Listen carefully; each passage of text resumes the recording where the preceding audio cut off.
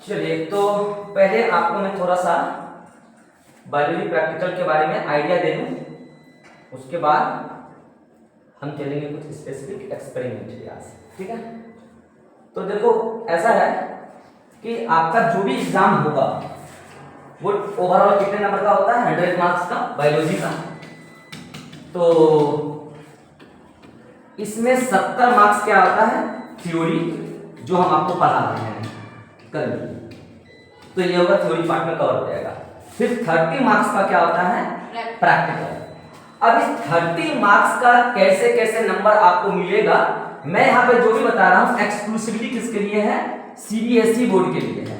लेकिन evaluation pattern थोड़ा सा अलग हो सकता है जैक बोर्ड का या किसी अदर बोर्ड का, लेकिन ज्यादातर बच्चे चूंकि सीबीएसई से बिलोंग करते हैं इसलिए मैं सीबीएसई के अकॉर्डिंग करता हूँ। तो मैं सबसे पहले आपको एक बार मार्किंग पैटर्न बता दे रहा हूँ और उसमें बताऊंगा कि मैं आज आपको कौन सा एक्सपेरिमेंट कराने वाला हूँ। तो ये जो है 2023-24 का डाउनलोडेड है, तो अगले सेशन में आपका यही होने वाला है। 24 में आप देने वाले हो ना, तो 2023-24 के लिए है। तो 3 घंटे का एग्जाम होता है और 30 नंबर का होता है प्रैक्टिकल। 3 घंटे का होगा आपको, मतलब एग्जाम में 3 घंटा समय दिया जाएगा। उस 3 घंटे में आपसे क्या क्या करवाएगा? एक्सटर्नल, जो भी करवाएंगे एक्सटर्नली करवाएंगे। उस दिन आपके स्कूल के टीचर का कुछ भी चलने वाला नहीं है, वो वैसे मोहरा बन के वहां पे बैठे होंगे या फिर नहीं भी बैठे होंगे। तो उस दिन जो भी करेंगे वो कौन करेंगे? एक्सटर्नल। सीबीएसई में एक्सटर्नल कहां से आता है उसका भी आइडिया दे देता हूं। मोस्ट ऑफ द केस में डीएवी पब्लिक स्कूल या DPS public school, Delhi public school, DPS या सेंट जेवियर, तो इस तरीके के जो रेप्यूटेड सीबीएसई स्कूल्स हैं वहां से आते हैं और वो काफी एक्सपीरियंस्ड मतलब कि होते हैं, सब्जेक्ट में एक्सपर्ट होते हैं। तो वो आपको फंसाने का पूरा प्रयास करेंगे। सीबीएसई में ऐसा होता ही है। सीबीएसई में मतलब ये परंपरा है कि अगर आपको नहीं फंसाया गया, आपको बेइज्जत नहीं किया गया, तो प्रैक्टिकल पूरा नहीं माना जाता, उसको अधूरा माना जाता है। ये एक रस्म है। रस्म समझते हो ना, कि ये एक रस्म है कि जब तक आपको बेइज्जत नहीं करेंगे तो रस्म पूरा नहीं होगा।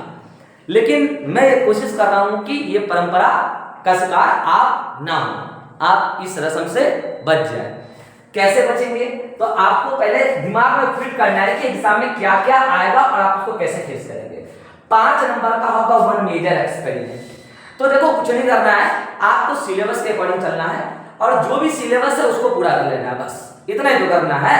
सिलेबस के बारे में पूछेगा तो जबरदस्ती परेशानी करना हो गया ना। तो सिलेबस में मेजर एक्सपेरिमेंट में सिलेबस में भी एक ही है और एग्जाम में भी एक ही आता है। तो 1 मेजर एक्सपेरिमेंट जो कि डीएनए एक्सट्रैक्शन वाला है वो हम आपको आपके लैब में कराने वाले हैं। वो होता है कितने नंबर का? 5 नंबर का। बकायदा आपको बोल देगा एक्सटर्नल लैब में कि डीएनए एक्सट्रैक्ट करके दिखाओ, सैंपल दे देगा करके दिखाओ। अब ये टोटल 3 घंटे में सारा काम करना है, ये सारा काम 3 घंटे में करना है। तो वो मेजर एक्सपेरिमेंट तो जब कराएंगे। फिर 1 माइनर एक्सपेरिमेंट। आपके सिलेबस में माइनर एक्सपेरिमेंट है 2, उसमें से कोई एक आएगा एग्जाम में। एडवर्टाइजमेंट ऑफ पॉइंट में क्या कर रहा हूं? सिलेबस में कितने माइनर एक्सपेरिमेंट? 2, एग्जाम में आएगा कोई एक, जिसका कितना नंबर होगा? 4 नंबर। वो आपको वहां पे एक्सटर्नल का सामने करके आपको दिखाना पड़ेगा, फ्रेश डाटा लेके उसको करके दिखाना पड़ेगा। फिर आता है स्लाइड प्रिपरेशन। कितने नंबर का है? 5 नंबर का है।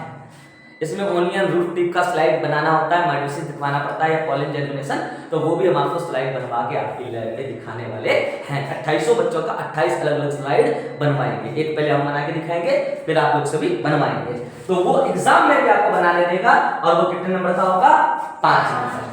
फिर स्पॉटिंग कितने नंबर का है? 7 नंबर। जैसा कि मैंने आपको पहले बोला है, टेबल पे अलग-अलग स्पॉट रखे होंगे और उस स्पॉट में क्या रखा होगा उसका सिलेबस यहाँ पे दिया हुआ है, जो मैं आपको दिखाऊंगा। जैसे टेस्टिस का ट्रांसफर सेक्शन दे देगा, ओवरी का ट्रांसफर सेक्शन दे देगा, है ब्लास्टुला दे देगा, गेस्टुला दे देगा। तो आपको जल्दी से माइक्रोस्कोप में देखना भी है और उसका डायग्राम भी बनाना है, उसके बारे में 2 लाइन लिखना भी है। इसके लिए आप 1 मिनट लगेगा।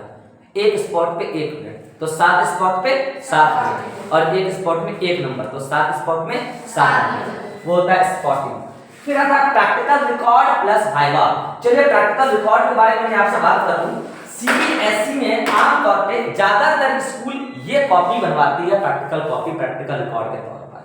ठीक है, तो ये कॉपी क्लासमेट की कॉपी है, 50 रुपए में आ जाती है। आपको यही कॉपी लेकर चलना है, जिसमें जब आप खोलेंगे तो सबसे पहले आपको क्या दिखेगा? एक पेज जिस पे लिखा होगा सर्टिफिकेट। ये किस चीज का सर्टिफिकेट है? इस पे आपका नाम लिखा है यहाँ पे, फिर क्लास लिखा है, क्लास 12 ब्रैकेट में साइंस जो भी है, उसके बाद रोल नंबर जो आपका क्लास का रोल नंबर है।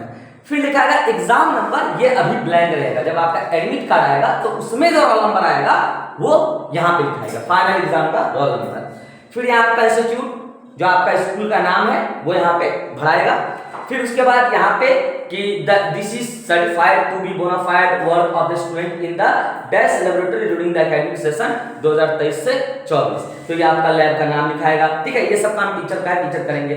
फिर नंबर ऑफ प्रैक्टिकल सर्टिफाइड, कितना में कितना प्रैक्टिकल बच्चे ने किया। जैसे मैं आपको कराऊंगा 5 प्रैक्टिकल, तो आप कितने किए, 3 प्रैक्टिकल किए, 2 करवे नहीं किए, तो वहां पर मैं लिखूंगा।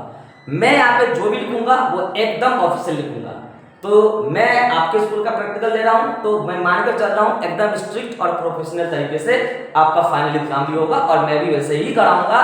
मैं आपको फर्जी का नंबर यहाँ पे भी नहीं देने वाला हूं, और नहीं आपको फाइनल एग्जाम में फर्जी का हेल्प करने वाला हूं। मैं आपको पढ़ा इतना दूंगा कि आप किसी भी प्रकार के सवाल को फेस करोगे, लेकिन फर्जी तरीके से मैं आपको बिल्कुल भी हेल्प करने वाला नहीं हूं एट एनी कॉस्ट। धरती पलट जाएगी फिर भी नहीं, लेकिन पढ़ा इतना दूंगा कि आप फंसोगे नहीं। टीचर इंचार्ज, तो इस प्रकार कंफर्मेशन हो जाएगा। आपके स्कूल में बायोलॉजी का टीचर है ही नहीं, हम लोग क्लास ले रहे हैं, अगर हमें बोला जाएगा तो मेरा सिग्नेचर जाएगा यहाँ पे। एग्जामिनर सिग्नेचर, ये जो एक्सटर्नल आएंगे उनका सिग्नेचर जाएगा। प्रिंसिपल सिग्नेचर, तो आपके स्कूल में परमानेंट प्रिंसिपल तो है नहीं, लेकिन जो प्रिंसिपल इंचार्ज है उनका यहाँ पे सिग्नेचर जाएगा। फिर आ रहा है डेट, ये जिस दिन आप कॉपी सबमिट करोगे फाइनल उस दिन का डेट है, यानी कि डेली का डेट यहाँ डालना है। तो इस पेज पे और यहाँ पे स्कूल का मोहर लगेगा। तो इस पेज पे अभी फिलहाल के आप अपना नाम और रोल नंबर और स्कूल का नाम लिख के अभी छोड़ दोगे तो कोई दिक्कत की बात नहीं है। तो घर जाके अभी आप छुट्टी में घर जाओगे, सभी बच्चे को यही एक कॉपी लेनी है जो क्लासमेट की आती है। कितने रुपए की? 50 रुपए की। बायोलॉजी के लिए एक कॉपी लेना है। फिर जब आप नेक्स्ट पे जाओगे तो इंडेक्स आता है, दिख रहा है? इंडेक्स में सीरियल नंबर है, तो यहाँ पे सीरियल नंबर लिखना है। अब देखो आपका ये है इवैल्यूएशन स्कीम और ये है आपका सिलेबस। अगर आप गौर से देख लो तो ये आपका सिलेबस है। देखो गौर से, मेजर एक्सपेरिमेंट कितने हैं? 1 डीएनए आइसोलेशन। माइनर एक्सपेरिमेंट कितने हैं? 2, और वो दोनों आज हम कर लेंगे। और स्लाइड प्रिपरेशन सिलेबस में कितना है? 2। एग्जाम में आएगा कोई 1, माइनर एक्सपेरिमेंट में एग्जाम में आएगा कोई 1, और मेजर एक्सपेरिमेंट सिलेबस में भी 1 और एग्जाम में भी कितना आएगा? 1। तो 5 नंबर और ये 4 नंबर और स्लाइड प्रिपरेशन 5 नंबर, और उसके बाद आता है स्पॉटिंग कितना? 7 नंबर। तो ये जो भी सिलेबस है यही आपको मैं यहाँ पर कराऊंगा, या तो फील्ड एक्सपेरिमेंट होगा, या तो लैब एक्सपेरिमेंट होगा, या स्पॉटिंग होगा। तो जैसे मान लो कि आज डेट कितना है, जो भी डेट है, तो आज मैं आपको ये दोनों एक्सपेरिमेंट कराने वाला हूँ, ठीक है। तो आज के डेट में आप एनर्जी डेंसिटी वाला लिखेंगे, और जब कल आऊंगा तो कल के डेट में फ्रीक्वेंसी के बारे में बात करेंगे, तो कल के डेट में वो लिखना है। यानी कि आपके टीचर ने जिस डेट में एक्सपेरिमेंट कराया वो डेट यहाँ लिखाएगा। डेट ऑफ एक्सपेरिमेंट लिखा है ना, तो सीरियल नंबर 1 लिखना, भले यहाँ पे सीरियल कुछ भी हो। आपके टीचर ने पहले क्या करा है, तो आपके टीचर ने पहले ये करा है, तो आप क्या करोगे? नंबर 1 डाल के सीरियल नंबर 1 और नेम ऑफ द एक्सपेरिमेंट लिखोगे। फिर पेज नंबर लिखना, कितना पेज नंबर पे उसका ज्यादा कंटेंट, और उसके बाद डेट ऑफ एक्सपेरिमेंट, आज का डेट रहेगा। फिर है डेट ऑफ सबमिशन। तो मैं आप सभी को कह रहा हूँ कि कॉपी बना के कब दिखाना है? दुर्गा पूजा की छुट्टी के बाद। तो आप जब आओगे तो कोई बच्चा उसी दिन दिखा देगा, तो उसका उस दिन का डेट होगा। कोई बच्चा 1 दिन के बाद दिखाएगा, कोई बच्चा 1.5 साल बाद दिखाएगा, कोई बच्चा 1000 साल बाद दिखाएगा। तो जो जिस दिन दिखाएगा उसका डेट, वहां पर डेट ऑफ सबमिशन वही होगा, और मैं वही डेट फॉलो करूंगा जिस दिन आप सबमिट करेंगे। क्योंकि यहाँ पर जो रिमार्क्स होगा ये मैं दूंगा, कॉपी यहाँ पर जो है पर एक्सपेरिमेंट वाइज मैं ही चेक करूंगा। तो ये जो डेट होता है ना, डेट ऑफ एक्सपेरिमेंट और डेट ऑफ सबमिशन, ये जब एक्सटर्नल देखता है तो उसे समझ जाता है कि स्टूडेंट कैसा है। देखता है कि एक्सपेरिमेंट जिस दिन कराया गया उसके विदिन 1 वीक बच्चा कॉपी चेक भी करा लिया, that means this is very good student. फिर देखा कि डेट ऑफ एक्सपेरिमेंट के डेट 1 महीना बाद बच्चा कॉपी चेक करवा रहा है, तो समझ जाता है ये कामचोर बच्चा है, ये इधर-उधर से छाप के, समझ रहे हो ना। तो आपका एक इमेज क्रिएट हो जाता है उसके माइंड में, समझ रहे हो कि कैसा बच्चा, इसको कितना नंबर देना है, समझ में आ गया। तो आप मेरे सामने कितना भी गिड़गिड़ाओगे तो जिस डेट में दोगे वही डेट में यहाँ पे डालूंगा, तभी सिग्नेचर करूंगा कॉपी पे, नहीं तो नहीं करूंगा। समझ में आ गया। तो डेट ऑफ सबमिशन मेरा है कि दुर्गा पूजा की छुट्टी के बाद आते हैं कॉपी को चेक करवा लेना है, ठीक है वो। फिर रिमार्क्स, तो रिमार्क्स अगर मुझे ऐसा कुछ लगेगा तो मैं यहाँ रिमार्क्स दूंगा, अदरवाइज मैं आपका वो एक्सपेरिमेंट का कॉपी चेक कर दूंगा। आपके स्कूल में टीचर अभी मैं हूँ बायोलॉजी का, तो मैं उसको चेक कर दूंगा, तो आपका वो एक्सपेरिमेंट क्या हो गया? फिनिश। ऐसे ही दूसरा नंबर एक्सपेरिमेंट का नाम लिखोगे, पेज नंबर लिखोगे, डेट ऑफ एक्सपेरिमेंट और डेट ऑफ सबमिशन, फिर वो चेक कराओगे तो मैं कुछ रिमार्क्स दे दूंगा। Is it clear? इसी तरीके से मैं एक दिन डीएनए आइसोलेशन कराऊंगा, एक दिन ओनियन रूट टिप कराऊंगा और एक दिन पॉलिन जर्मिनेशन। तो एक्सपेरिमेंट के नाम में तो यही 5 एक्सपेरिमेंट है ना, जिसमें से एक मेजर एक माइनर एक्सपेरिमेंट है और एक लैब वर्क स्लाइड प्रिपरेशन है। फिर बाकी क्या करना है, जैसे मान लो कि एक दिन मैं आपको लैब लेके गया आधे घंटे के लिए और कोई पेडिग्री एनालिसिस का चार्ट निकाल के दिखा दिया और बोला कि चलो देख लो, उसमें कुछ करना नहीं है, देख लो, मतलब उसका थ्योरी आपको पहले से मैंने पढ़ाया हुआ है और बोला कि इसको देख लो, उसके बारे में 2-4 बात बता दिया तो आपने देख लिया। अब उसके बारे में क्या करना है, कॉपी में लिखना है। तो नंबर 3 पे लिख लेना, मान लो पेडिग्री एनालिसिस मैंने 3rd नंबर पे लैब ले जाके दिखाया, नंबर 3 पे वो लिख लिए। मान लो फिर नंबर 4 पे मेरा मन हो गया एक्सपेरिमेंट कराना, नंबर 4 पे मैंने डीएनए आइसोलेशन करा दिया। तो वो जो सीक्वेंस होगा, वो जो टीचर करा रहे हैं जिस सीक्वेंस में, वही सीक्वेंस यहाँ पर होगा। तो आपके कॉपी में ये सारी चीजें आएगी, इस कॉपी में यही आपका सिलेबस है, मतलब 16 वो चीजें आपकी कॉपी में आएंगी। Is it clear? जिसमें से एक मेजर एक्सपेरिमेंट हो जाएगा, 2 माइनर एक्सपेरिमेंट हो जाएगा और 2 स्लाइड प्रिपरेशन हो जाएगा। बाकी क्या हो जाएंगे, स्पॉटिंग। आपके स्कूल का साइंस का एक पहला बैच है और पहला होता है, फर्स्ट इंप्रेशन लास्ट इंप्रेशन होता है। जो भी एक्सटर्नल आएंगे इस बार तहलका मचा दोगे तो पूरे मार्केट में हल्ला हो जाएगा कि इस स्कूल के बच्चे ढंग से प्रैक्टिकल करते हैं और ढंग से कॉपी भी बनाते हैं। कॉपी बनवाने वाले एक्सपेरिमेंट करवाने वाले का नाम हो ना हो, आपके स्कूल का नाम हो जाएगा। और ये ना एक ट्रेंड होता है, जैसे कि आप जो कॉपी बनाओगे वही कॉपी आपका स्कूल वाला रख लेंगे, अभी आप तो पास आउट होकर निकल जाओगे। अगले साल मैं इस स्कूल में हूं ना हूं उसका कोई ठिकाना नहीं है अभी। अब मैं ना भी रहूंगा तो वो कॉपी आपके जूनियर आराम से देख के समझ जाएंगे कि कैसे करवाना है या कैसे कॉपी बनेगा। तो बताओ, आप अगर फर्जी कॉपी बना लोगे, आप गलत तरीके से कर लोगे तो आने वाली कितनी पीढ़ी गलत तरीके से करेगी, सोच कर देखो, वही कॉपी चलता रहेगा। आप पुराने स्कूल और कॉलेज में जाओ, 10 साल पहले जो सीनियर कॉपी बनाया था वही ट्रेंड चल रहा है उसी तरीके से। अगर उसने कोई एक वर्ड गलत लिखा था तो आज तक वो वर्ड गलत ही चल रहा है, कोई सही भी नहीं कर रहा है। समझ में आ रहा है? इसीलिए मेरा उद्देश्य है कि पहला बैच है आपके स्कूल में साइंस का, इसको इतने परफेक्ट तरीके से कराया जाए कि आने वाली पीढ़ियों को आपके इस कॉपी से, आपके इस एक्सपेरिमेंट से क्या हो, हेल्प मिल सके।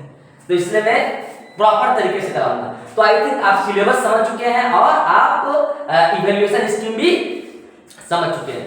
यही आपका देख लो, यही आपका है स्पॉटिंग में जो आता है और लिस्ट ऑफ द एक्सपेरिमेंट, मतलब वही सिलेबस को फिर मैंने अलग करके इधर लिख दिया है। अब आता है सर ये कॉपी में लिखेंगे क्या। तो देखो ऐसा है कि आज मैं ये दोनों एक्सपेरिमेंट आपके सामने कराने वाला हूँ, second and third, study the plant population density by quadrant method and study the plant population frequency by quadrant method. तो इसमें जो भी लिखना है वो मैं खुद आपको लिख के दिया हुआ हूँ, आपको बस क्या करना है, वहां पर स्लाइड डाटा फिल करना है। तो अब कोई भी अगला आपको बोलेगा या वीडियो देख लेगा रिकॉर्ड हो रहा है कि टीचर खुद लिख के दे दिए थे और बच्चा छाप लिया, ना ना ना, मैंने जो आपको लिख के दिया है वो एक स्टैंडर्डाइज्ड वे में लिख के दिया है, आप उसको अपने भाषा में मॉडिफाई करके लिखेंगे। Is it clear? अरे मैं बताओ, आप क्या साइंस को बनाते थोड़ी हो, आप साइंस को किताब से पढ़ते हो ना। अब किताब से पढ़ो या टीचर के द्वारा दिया हुआ नोट से पढ़ो, टीचर के दिया हुआ कंटेंट से पढ़ो, कैसे तो पढ़ना तो पड़ेगा ना एक बार। तो बनाएगा बच्चा अपनी मर्जी से, अपने अकॉर्डिंग बनाएगा। और टेबल जो होगा वो टेबल तो यूनिवर्सल होता है जिस तरीके से भरना है, तो मैं आपको उसको एक्सप्लेन करूंगा, फिर आप कॉपी में उसी पैटर्न में अपने लैंग्वेज में कॉपी को लिखेंगे और बनाएंगे। तो इन दोनों एक्सपेरिमेंट का तो मैं आज खुद दे दूंगा और जब ये तीनों एक्सपेरिमेंट कराऊंगा तो उसका भी मैं खुद लिख के आपको देने वाला हूं।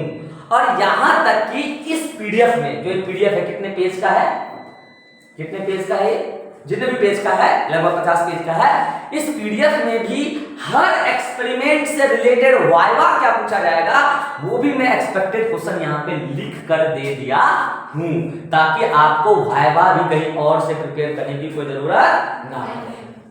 मतलब इतना कुछ मैंने आपके लिए कर दिया है। तो जैसे मान लो कि आज मैं आपको कराऊंगा क्या, प्लांट पॉपुलेशन वाला, ठीक है। तो निकालते हैं प्लांट, ये रहा प्लांट पॉपुलेशन। तो इसमें देखो कैसे कैसे लिखना है, ये तो लिखा हुआ है ही सही, और उससे रिलेटेड वाइवा देखो मैंने कितने क्वेश्चन दे दिए, 6 क्वेश्चन। मतलब आमतौर पे इस प्रैक्टिकल से यही 6 क्वेश्चन पूछे जाते हैं, या उसी को उल्टा पुल्टा घुमा के पूछेंगे। तो ये मैं आपको रटवाऊंगा नहीं, मैं हर एक्सपेरिमेंट का वाइवा भी आपको पहले से ही एक्सप्लेन करके दूंगा, तो आपको एक्सपेरिमेंट में कोई चक्कर नहीं है। अब आता है सर स्पॉटिंग में क्या लिखेंगे, आप लैब में कोई मटेरियल रख दीजिएगा तो स्पॉटिंग में लिखेंगे क्या, अगर आप ये रख दीजिएगा तो लिखना क्या है वो यही लिखना है, लेकिन यहाँ भी लिखा हुआ है, लेकिन उसको समझ के लिखना है, रट के नहीं लिखना है। जैसे फॉर एग्जाम्पल मान लो कि मैंने कोई फ्लावर वहां पे रख दिया, ऐसा फ्लावर जिसका पॉलिनेशन या तो हवा से होता है, तो इंसेक्ट से होता है, तो बर्ड से होता है। अब वहां रख दिया, अब उसके बारे में आपको एक्सपेरिमेंट तो करना नहीं है, पॉलिनेशन तो करवाना थोड़ी है, लिखना है। तो क्या लिखना है? ऐसे ऐसे एलईडीज, ऐसे डायग्राम बना देना है। क्या लिखना है? एलईडी। बस इसको क्या करना है? अपने लैंग्वेज में कन्वर्ट करके लिखना है। एक बात ध्यान रखना, इससे पहले मैंने कल ही प्रैक्टिकल से रिलेटेड कुछ वीडियो रिकॉर्ड किया है, वो भी आपको देखना है। उसमें भी मैंने और भी कुछ सारी बातें किया है कि कैसे कैसे मार्क्स उठेगा प्रैक्टिकल में। एक बात का विशेष ध्यान रखना सब बच्चे, जब आप कॉपी बना रहे हो तो कॉपी में आपने जो एक्सपेरिमेंट किया है वो लिख रहे हो या दुनिया में जो होता है वो लिख रहे हो? बताओ। जो आपने किया है वो लिख रहे हो। तो अगर कहीं पर भी कॉपी में आप ऑब्जर्वेशन वाला कंटेंट लिख रहे हो, कौन सा? ऑब्जर्वेशन या रिजल्ट या conclusion, that will be always in past tense. वो हमेशा पास्ट टेंस में होगा। फॉर एग्जाम्पल मैं आपको यहां दिखाता हूं, जैसे आज आप ये एक्सपेरिमेंट करने वाले हो तो ये वाले पीडीएफ में प्रेजेंट टेंस में लिखा होगा, लेकिन जब आप कॉपी लिखेंगे तो क्या करेंगे उसको? Past tense. कैसे? देखो, तो एम ऑफ द एक्सपेरिमेंट ये हमेशा किस में होगा? Present tense. रिक्वायरमेंट भी किस में होगा? वो तो वर्ड में आ जाता है। प्रिंसिपल तो दुनिया में जैसा होगा वैसा ही होगा ना, वो हमेशा कैसा होगा? Present tense. लेकिन अब आ जाओ कंक्लूजन। यहां लिखा है dash plant species has highest density and dash plant species has lowest density. कुल मिला के किसी न किसी तरीके से पास्ट टेंस में चला गया। अगर ये बोल देंगे कि इस प्लांट डाइवर्सिटी, इस प्लांट स्पीशीज का, ऐसा बोल दूंगा दिस प्लांट स्पीशीज है, यहां पे मैंने लिख दिया हैज हाईएस्ट डेंसिटी, मतलब आपने देख चुका है। अगर आप ये करोगे वहां पे, जैसे और लैंग्वेज दिखा रहा हूं, यहां पे प्रॉपर लैंग्वेज ही नहीं बन रहा पास्ट टेंस में कन्वर्ट करने का। दूसरा एक्सपेरिमेंट ये देखो, आ जाओ ऑब्जर्वेशन। यहां क्या लिखा है? The stages of mitosis can be broadly categorised into two parts, karyokinesis followed by cytokinesis। फिर आगे लिखा एंड अल्टीमेटली ऑफ द दो cells which are not in the phase of, रुको मैं कहीं आपको ऐसा लैंग्वेज दिखा रहा हूं जहां पे प्योरली पास्ट टेंस में ये देखो ऑब्जर्वेशन।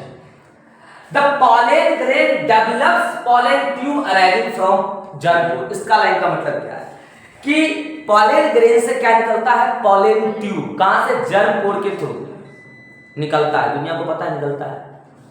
आप ये बताओ निकलता है या आपने ये देखा था कि निकला था? यहां प्रेजेंट टेंस में लिखा है, आप क्या लिखोगे? निकला था। तो कैसे कन्वर्ट करोगे इसको? The pollen grain developed pollen tube arising from germ. अब आपने कंक्लूड किया this pollen grows in proper nutrient medium, मतलब ये पॉलन जो है प्रॉपर न्यूट्रिएंट मीडियम में ग्रो करता है। पूरी दुनिया को पता है ग्रो करता है, लेकिन आपने लैब में कराया था या करता है? तो आप क्या लिखोगे? दिस पॉलन दिस शोज कि ये रिजल्ट दिखाता है पॉलन ग्रोड, किसमें ग्रो किया? इन प्रॉपर न्यूट्रिएंट। तो कहने का मतलब है ऑब्जर्वेशन, कंक्लूजन और रिजल्ट हमेशा किस टेंस में होगा? Past tense. ये एक अच्छे स्टूडेंट की पहचान है और एक अच्छे प्रैक्टिकल कराने वाले की भी पहचान है कि वो कॉपी को साइंटिफिक वे में बनवा रहे हैं।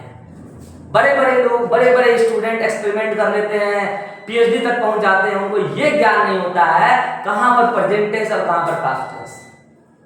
मैं यूनिवर्सिटी लेवल की बात बता रहा हूं, वहां लोग रिसर्च करने पहुंच गए, लेकिन कॉपी में वो क्या लिख रहे हैं? रिजल्ट में, कंक्लूजन में क्या लिख रहे हैं? Present tense. उनको बताने के बाद भी नहीं समझ में आ रहा है कि क्यों पास्ट टेंस में होना चाहिए।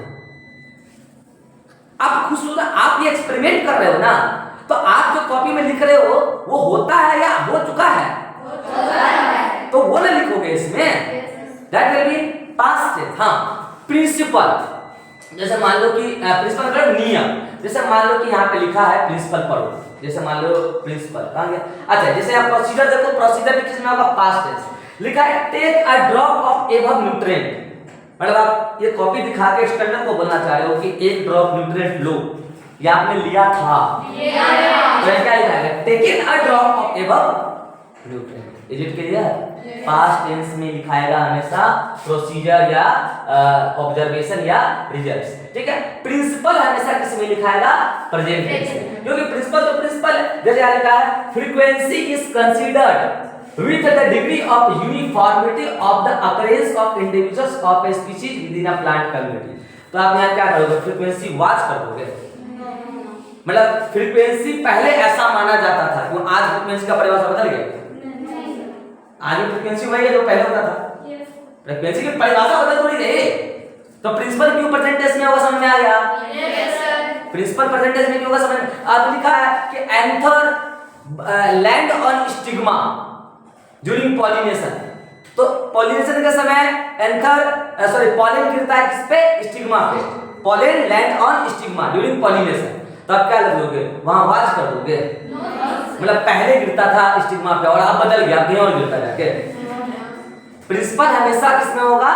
Present tense. और बाकी सब प्रोसीजर, ऑब्जर्वेशन, रिजल्ट वो सब किसमें होगा? हमेशा पास्ट टेंस। तो आई थिंक आप कॉपी बनाना सीख चुके हैं और आप ये समझ चुके हैं कितने नंबर का एक्सपेरिमेंट है, क्या कैसे है। आज मैं आपको ये 2 एक्सपेरिमेंट कराने जा रहा हूं जो माइनर एक्सपेरिमेंट के अंदर आपका आता है। कौन सा? ये 2 माइनर एक्सपेरिमेंट आज मैं ये दोनों कराने जा रहा हूं। Population density by quadrant method और frequency of plant species by quadrant. Exam में अगर ढंग के स्टैंडर्ड आ गए और आपका स्कूल ज्यादा धनी स्कूल नहीं है, लैब में ज्यादा फंड नहीं है, तो उस केस में डीएनए आइसोलेशन 28-25 से करवाना एग्जाम के समय डिफिकल्ट हो जाता है, खर्चा भी बढ़ जाएगा।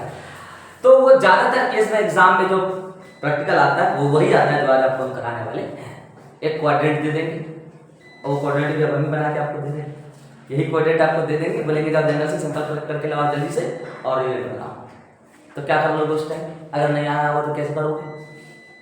इसीलिए अभी पहले मैं इसका थ्योरी बताऊंगा, उसके बाद चलेंगे जंगल में, फील्ड में, और वहां एक एक बच्चे, जितने भी बैच में बैठे हैं, एक एक बच्चे को डाटा कलेक्ट करना है और एक एक बच्चे को अपना कॉपी पर अपना डाटा लिखना है। हालांकि मैं सारे बच्चों को ग्रुप में बांटूंगा क्योंकि इतना बच्चों को एक बार में कराना संभव नहीं होगा, तो जितना ग्रुप बनेगा उतना डाटा होगा, लेकिन वो आपके कॉपी पे जाएगा। तो आज जो भी काम होगा आपका रफ कॉपी पे होगा और यही चीज आप छुट्टी जो हो रहा है उसको जाके आप कहाँ लिखेंगे? फेयर कॉपी पे, और वो आप घर पे जाके खरीद लेंगे फेयर कॉपी। अगर यहां तक किसी को कोई कंफ्यूजन है तो अभी पूछ लो। अब हम एक्सपेरिमेंट शुरू करने वाले हैं। मार्किंग पैटर्न में किसी को कोई दिक्कत है? मार्किंग पैटर्न हो सकता है बायोलॉजी, फिजिक्स, केमिस्ट्री का अलग अलग हो, इसलिए चीजों को मिक्स नहीं करना। जैसे 30 नंबर ये हो सकता है उसमें मार्किंग पैटर्न अलग हो, तो वो मुझे पता भी नहीं, मैंने देखा नहीं है, ये तो मैं बायोलॉजी का बता रहा हूं, ठीक है। चलिए तो हम शुरू कर रहे हैं population density by quadrant method. पहले इसको समझेंगे, फिर फ्रीक्वेंसी को भी समझेंगे। तो आप इसमें क्या लिखोगे और कैसे लिखोगे? तो नंबर 2 एक्सपेरिमेंट, इसका नाम क्या है? Population density.